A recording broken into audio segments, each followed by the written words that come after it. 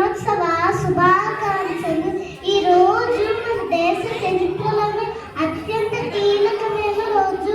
British వారి దాస్య సుంకాల నుండి మన భారతదేశానికి 1947 ఆగస్టు 17న విముక్తి లభించింది.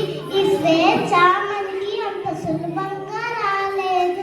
మహాత్మా గాంధీ, సుభాష్ చంద్రబోస్, భగత్ సింగ్, అల్లూరి సీతారామరాజు, పింగళి వెంకయ్య వంటి ఎందరో మహానుభావులు త్యాగాలు, పోరాటాల ఫలితమే ఈనాటి మన స్వాతంత్ర్యం.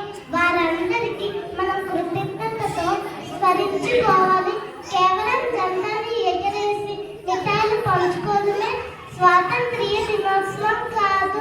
దేశం పట్ల మనకున్న బాధ్యతను గుర్తు చేసుకోవడం, అవినీతి, పేదరికం, నిరక్షరాస్యత లేని భారతదేశం నిర్మించడమే మనం ఆ అమరవీరులకు ఇచ్చే నిజమైన నివాళి.